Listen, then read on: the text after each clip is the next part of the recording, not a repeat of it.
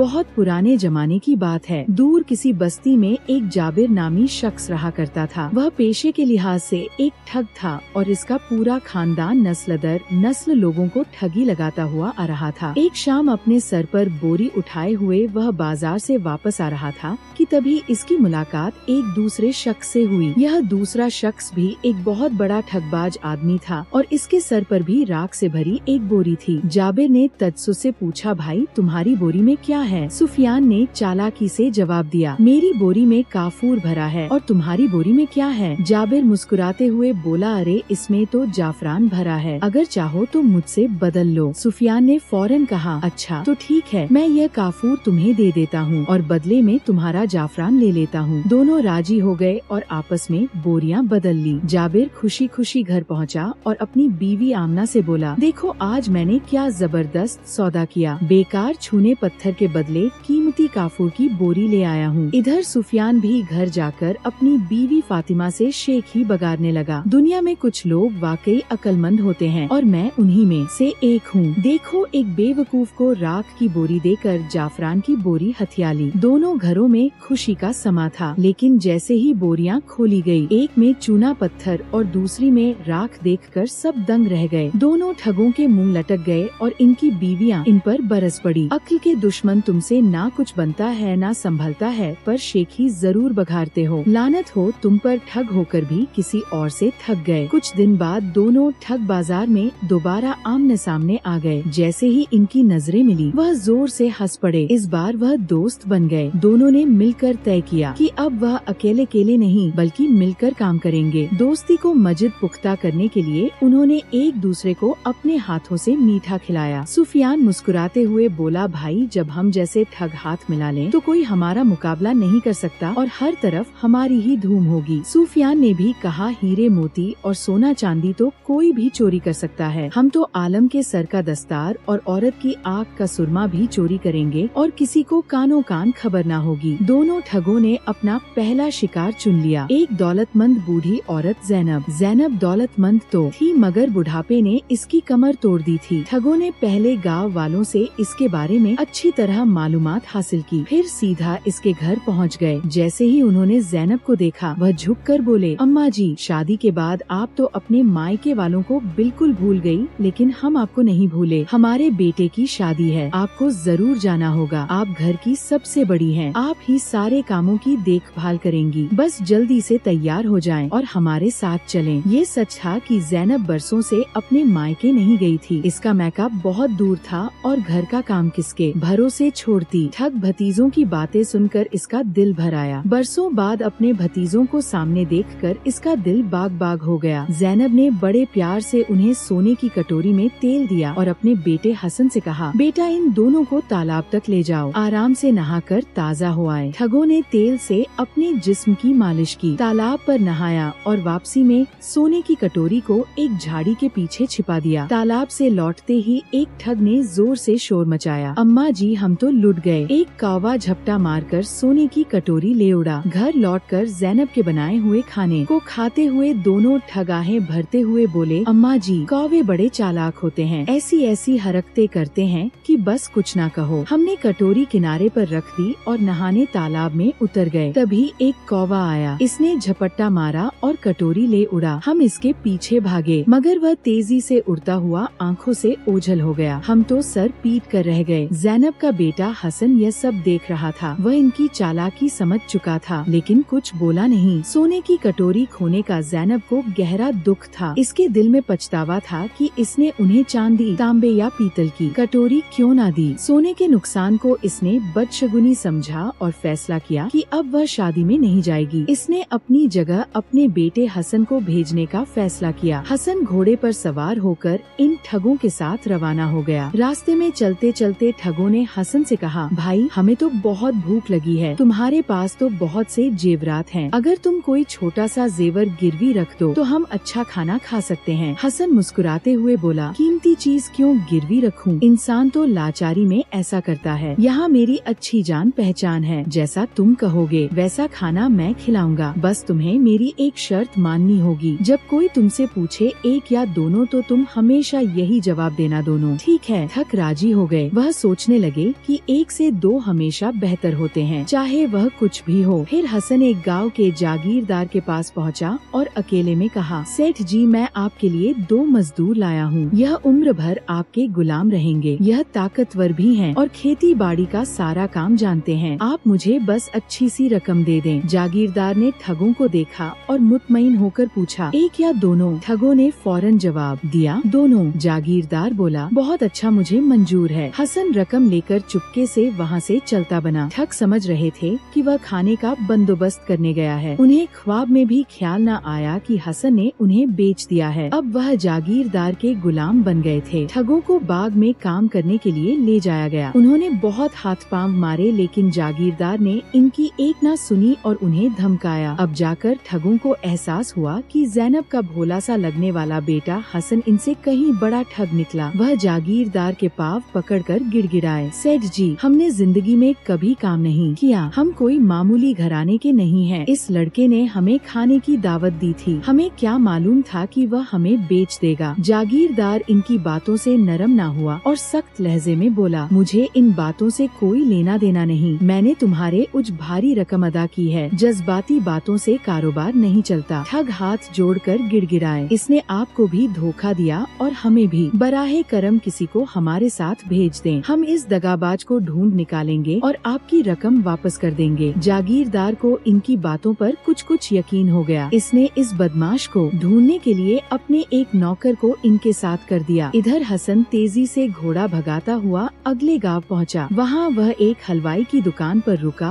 और दोनों हाथों से मिठाइयाँ खाने लगा। यह देखकर दुकानदार हैरान रह गया। इसने कहा, अगर तुम्हें मिठाइयाँ इतनी पसंद है तो पहले पैसे अदा करो, फिर जी भर कर खाओ। हसन बोला, अरे कैसी बातें करते हो दोस्त, मेरा नाम उस्मान है। जाकर अपने बाप से कहो कि उस्मान मिठाई खा रहा है और पैसे नहीं दे रहा। वह समझ जाएंगे कि मैं इनका दोस्त हूँ। दुकानदार दौड़ता हुआ अपने बाप के पास पहुँचा और अजीबोगरीब उस्मान की करतूत बताई। ये सुनते ही हलवाई गुस्से से भड़क उठा, बेवकूफ, एक चींटी भला कितनी मिठाई खा लेगी और तू अहमक दुकान यूं ही खाली छोड़ आया। जा फौरन वापस जा और दुकान संभाल। इधर मौका से फायदा उठाकर हसन ने मिठाइयों से थैला भर लिया, फिर घोड़े पर चढ़ा और आंखों से ओझल हो गया। रास्ते में हसन की नजर एक बूढ़ी औरत फाखिरा और इसकी खूबसूरत बेटी आयशा पर पड़ी। आयशा की खूबसूरती देखकर वह इस पर फरफ्ता हो गया। अचानक वह आयशा के पास गया, उसे झट से घोड़े पर बिठाया और घोड़े को ऐड लगाई। सब कुछ इतनी तेजी से हुआ कि फाखिरा को समझने में ही देर लग गई कि क्या हुआ। जैसे ही इसके ओसान वापस आए, वह चीखने ही वाली थी कि हसन जोर से चिल्लाया, अपनी बेटी की फिक्र ना करो, मेरा नाम दामाद है। ये सुनकर फाखिरा सीना पीट पीट कर रोने लगी। शोर सुनकर थोड़ी ही देर में गाँव वाले वहाँ जमा हो गए। फाखिरा बार बार रोते हुए बोली, हाय मेरी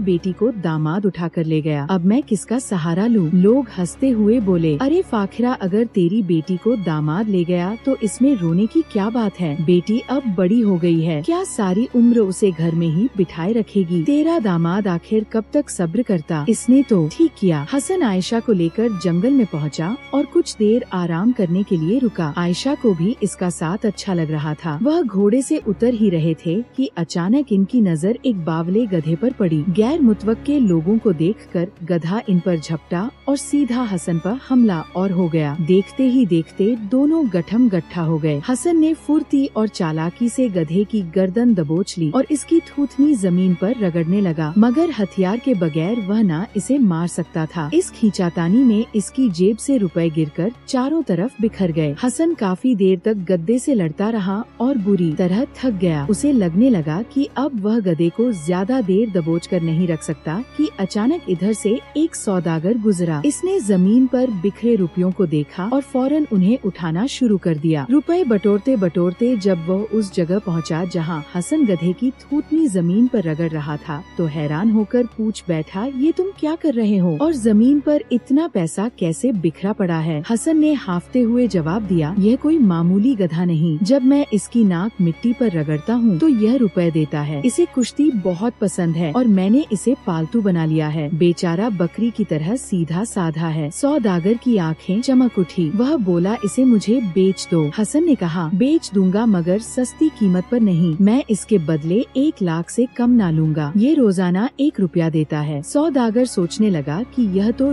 रुपयों का चश्मा है। मैंने जिंदगी में बहुत कारोबार किए मगर सब इसके आगे कमतर हैं। अगर यह गधा मुझे मिल जाए तो फिर मुझे कभी मेहनत ना करनी पड़ेगी। इसने फौरन हसन को 1 लाख गिन कर दे दिया। साथ ही जो रुपए इसने जमीन से बटोरे थे वह भी हसन ने ले लिए। फिर गधे को सौंपते हुए बोला, लो अब ये तुम्हारा है, बस ख्याल रखना इसकी थूथनी जमीन पर रगड़ते रहना। गधे से जान छुड़ाते ही हसन घोड़े पर कूदा और आयशा को लेकर निकल पड़ा। रास्ते में उसे एक धोबी मिला जो धूप में कपड़े सुखा रहा था। हसन ने जानबूझकर थैले से मिठाई निकाली और चटखे लेकर खाने लगा। धोबी के मुंह में पानी आ गया। हसन ने बड़ी सादगी से उसे भी थोड़ी मिठाई खाने को दी। धोबी को मिठाई बहुत लजीज लगी। हसन बोला, अच्छी है ना, मुझे भी ये बहुत पसंद है, मगर यह कोई मामूली मिठाई नहीं। इस पहाड़ पर झील के किनारे एक खास दरख्त है। ये मिठाई उसी दरख्त पर लगती है। तुम चाहो तो वहाँ जाकर जितनी चाहो तोड़ो और जी भरकर मिठाई खाओ और साथ ही झील का मीठा पानी भी पियो। अगर दिल लगाकर काफी मिठाई इकट्ठी कर सको तो उसे बेचकर अच्छा खासा पैसा भी कमा सकते हो। धोबी इसकी बातों में आ गया और फौरन उस पहाड़ की तरफ चल पड़ा। जाते जाते बोला, भाई तब तक मेरे कपड़ों का ख्याल रखना, ये कपड़े बहुत कीमती हैं, खालिस रेशम के। धोबी के जाते ही हसन ने कपड़ों की गठरी बांधी, उसे घोड़े पर लादा और अगले गांव की राह पकड़ ली। वहाँ इसने उन रंग बिरंगे कपड़ों को एक दरख्त की डालियों पर बांधा और जोर जोर से दुआ मांगने लगा,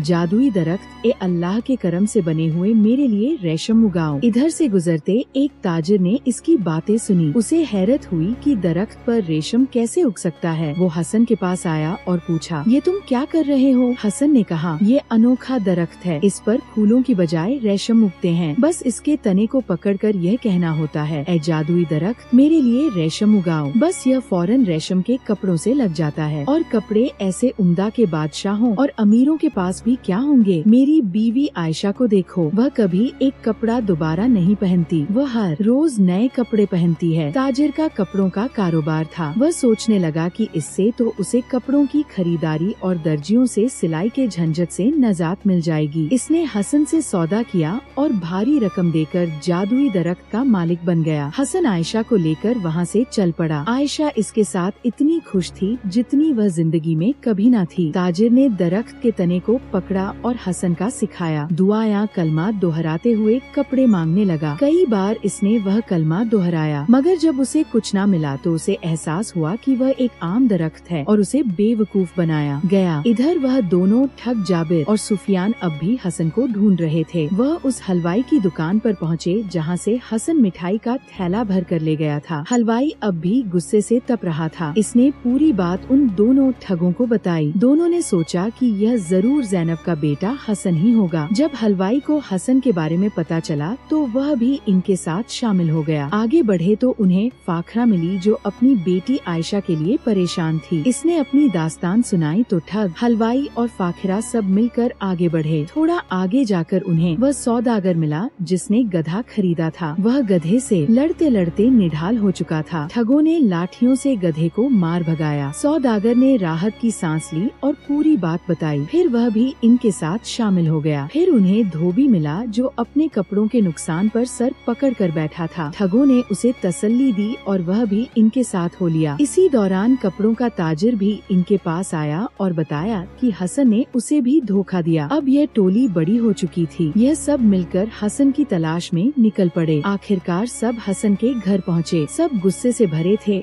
और उसे खरी खोटी सुनानी शुरू कर दी। हसन जो अब तक खामोशी से इनकी बातें सुन रहा था, नरम लहजे में बोला, देखो मैं ना ठग हूँ ना चोर, मैं तुम्हारी हर चीज वापस करूँगा। मैंने ये सब सिर्फ इसलिए किया ताकि तुम सबको समझाऊं कि लालच में अंधा होकर इंसान अपनी आँखों के सामने की हकीकत भी नहीं देख पाता। ये सब एक सबक था ताकि तुम सीखो। इसकी नीक नियति और शाइस्तगी देखकर सब हैरान रह गए। इनके गुस्से की जगह मोहब्बत और एहतराम ने ले ली। हसन ने अपने नौकरों को हुक्म दिया कि मेहमानों के लिए उम्दा खाना तैयार करो और आरामदाह बिस्तर लगाओ। सबने खूब खाना खाया, आराम किया और इस यकीन के साथ चैन की नींद सोए कि इनका माल वापस मिल जाएगा। इसी दौरान हसन गांव के चौकीदार के पास पहुंचा। इसने उसे अच्छी खासी रिश्वत दी और अपने हक में कर लिया। चौकीदार ने उसी रात गली ढोल पिटवाया और ऐलान कराया, सुनो सुनो सुनो, बादशाह का हुक्म है कि जिस घर में कोई अनजान मेहमान ठहरा हो, घर का मालिक उसे कल सुबह दरबार में पेश करे। मुमकिन है कि वह कोई जासूस हो। जो इस हुक्म की खिलाफ वर्जी करेगा उसे गद्दार समझा जाएगा और फौरन फांसी दी जाएगी। यह ऐलान सुनकर सुफियान, जाबिर, हलवाई, फाखिरा, सौदागर, धोबी और ताजिर सब सहम गए। उन्हें डर लगा कि कहीं बादशाह उन्हें सच्चा जासूस ना समझ ले। घबराकर उन्होंने उसी रात भाग जाना बेहतर समझा। वह भागते भागते एक जंगल में पहुँचे और सांस लेने के लिए रुके। जाबिर ने सुफियान से कहा, भाई मैं देहाती ठग हूँ और तुम शहरी ठग, मगर यह हसन तो हम सबका सरदार निकला। हम लोगों की आंखों में धूल झोंकते थे, मगर इसने तो हमें ही ठग लिया। हमारा माल भी गया और हम जान बचाकर भी भाग रहे हैं। सबने मान लिया कि वह हसन की चालाकी के सामने कहीं नहीं टके। इधर हसन आयशा के साथ सुकून और इज्जत की जिंदगी गुजारने लगा। अब वह गाँव वालों की नजर में न सिर्फ होशियार बल्कि काबिल एहतराम भी बन गया।